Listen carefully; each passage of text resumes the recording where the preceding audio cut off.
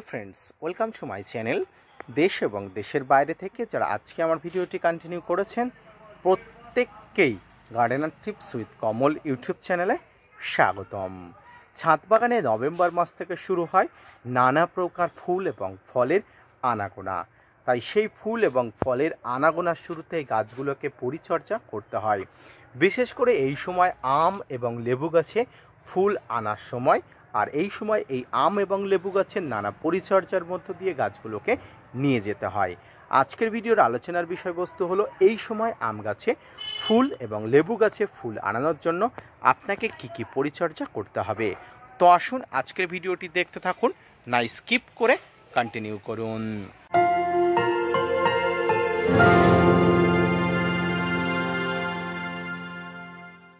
দর্শক এবং শ্রোতা বন্ধুরা, দেশ এবং দেশের বাইরে থেকে যেখান থেকে আজকে আমার ভিডিওটি কন্টিনিউ করেছেন প্রত্যেককে নমস্কার, সালাম, আদাব জানিয়ে আজকে ছোট্ট উপস্থাপনাটি শুরু করছি। আম এবং লেবু আমাদের প্রিয় একটি ফল, আর এই ফল গাছটিকে ম্যাচুরিটি করে ফুল আনানোর জন্য আমাদের কত না কি করতে হয়। তো আসুন আজকের ভিডিও থেকে প্রথম থেকে কয়েকটি পয়েন্ট আমি আপনাদের সামনে বলবো, যেগুলো যথাযথ হারে করলে আম এবং লেবু গাছে মুকুল আসতে কোনো প্রকার সমস্যা হবে না। প্রথমত, এই সময় ছাদ বাগানের আম গাছ থেকে লেবু গাছগুলোতে সরাসরি সূর্যের আলোর মধ্যে রাখবেন, অর্থাৎ প্রখর সানলাইটের মধ্যে আপনাকে রাখতে হবে।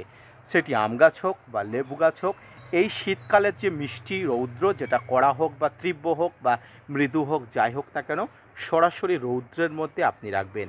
ছাদ বাগানের যে জায়গাতে রৌদ্র পড়ে সেই জায়গাগুলোতে একটু শিফট করে দেবেন, তাহলে কিন্তু সবচেয়ে বেশি ভালো হবে। দ্বিতীয়ত, এই সময় গাছগুলোতে অর্থাৎ আম এবং লেবু গাছের পাতাগুলোতে পরিষ্কার ঠান্ডা কলের জল দিয়ে আপনি নিয়মিত পরিষ্কার করে দেবেন।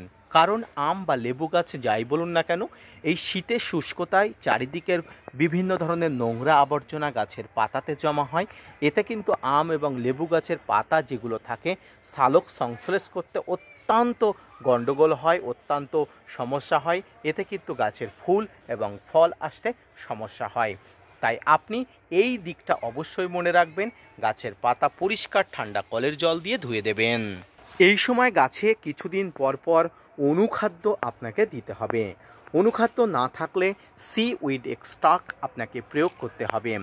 ছাদ বাগানে আম এবং লেবু গাছে এই সিউইড এক্সট্রাক্ট প্রয়োগ করা নিয়ে একটি আলাদা বিস্তারিত ভিডিও আছে। আপনারা অবশ্যই চ্যানেলের কমেন্টস বক্সে সেই ভিডিওর ডেসক্রিপশানে আপনারা পেয়ে যাবেন, ভিডিওর ডেসক্রিপশানে সেই ভিডিওর লিঙ্ক আপনারা পেয়ে যাবেন। এই সিউইড এক্সট্রাক্ট কী কাজ করে, গাছে কিভাবে কাজ করে, এই সিউইড এক্সট্রাক্ট কাজ কীভাবে সিউইড এক্সট্রাক্ট গাছের উপরে কার্যক্ষমতা চালায়, তাই নিয়ে বিস্তারিত ভিডিও আছে, আপনারা অবশ্যই পেয়ে যাবেন। তো গাছে যদি অনুখাদ্য না প্রয়োগ করতে পারেন বা আপনার কাছে স্টোর না থাকে, আপনারা সিউইড এক্সট্রাক্ট প্রয়োগ করুন। এক্ষেত্রে যে গাছগুলো অর্থাৎ যে আম গাছ থেকে লেবু গাছগুলোর ডালগুলো ছোট সিঙ্গেল ডাল, সেই ডালগুলো ফ্রিঞ্চিং করে দিতে পারেন, তাতে কিন্তু গাছের ডালপালা বাড়বে। অর্থাৎ এক কথাই বলা যায়, যে গাছের ডালগুলো সিঙ্গেল সেই ডালগুলো কেটে দিয়ে আপনারা গাছের ডালপালা বাড়ানোর প্রসেসও অ্যাপ্লাই করতে পারেন। এই সময় আম গাছের ক্ষেত্রে একটু ব্যতিক্রমী খাবার এবং লেবু গাছের ক্ষেত্রে একটু ব্যতিক্রমী খাবার প্রয়োগ করতে হয়। আম গাছের ক্ষেত্রে এই সময় ভারী খাবার আপনারা দিতে পারলেও লেবু গাছের ক্ষেত্রে কিন্তু এই সময় ভারী খাবার আপনারা দিতে পারবেন না। এর পরিবর্তে আপনাকে পটাশ এবং ফসফরাসজনিত খাবার লেবু গাছে দিতে হবে এবং আম গাছের ক্ষেত্রে আপনাকে একটা ভারী খাবার দিতে হবে।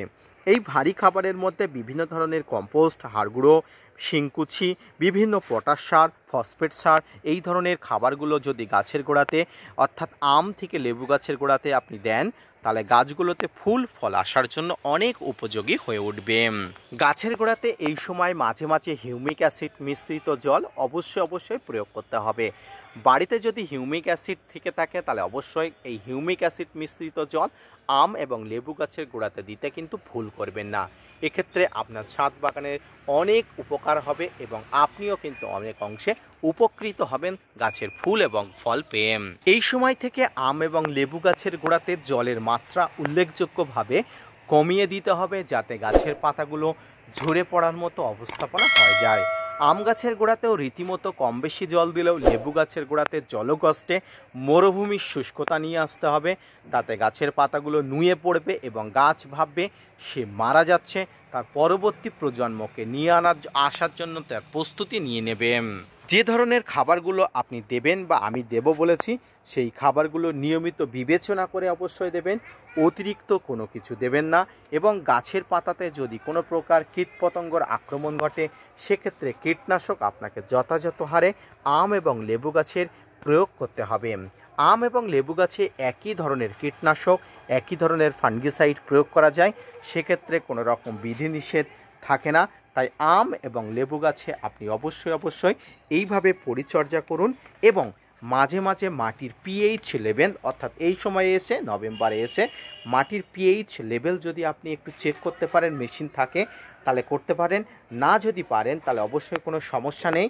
আপনি গাছের গোড়াতে অল্প করে চুন দিয়ে দিতে পারেন, শঙ্কের গুঁড়ো দিয়ে দিতে পারেন, এক্ষেত্রেও গাছের পিএইচ লেভেল অনেক সময় ঠিক থাকে। তবে চুন দিতে গেলে পিএইচ লেভেল মেপে নিয়েই গাছে দিতে হবে। এই সময় আম গাছে বিভিন্ন ধরনের এনপিকে জাতীয় খাবার, জাস্ট লাইক 18-18-18, 19-19-19 এবং 20-20-20 এই ধরনের এনপিকেগুলো দিতে পারেন। অর্থাৎ 18-18-18, 19-19-19 অথবা 20-20-20 এই এনপিকেগুলো কিন্তু আম গাছে আপনি দিতে পারেন। তবে এক্ষেত্রে লেবু গাছে আমি এই ধরনের এনপিকেগুলো দেওয়া একদম পক্ষপাতিত্ব নয়, আপনারা এড়িয়ে যেতে পারেন অথবা আপনারা দিতে পারেন।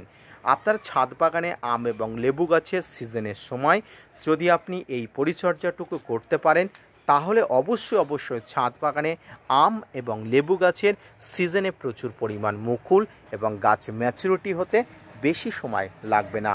আজকের ভিডিওটি এই পর্যন্ত, আশা করি বুঝতে পেরেছেন, আশা করি বোঝাতে পেরেছি। আম এবং লেবু গাছের এই পরিচর্যাটুকু করুন, দেখবেন সিজনে প্রচুর পরিমাণ ফুল আসবে। ধন্যবাদ।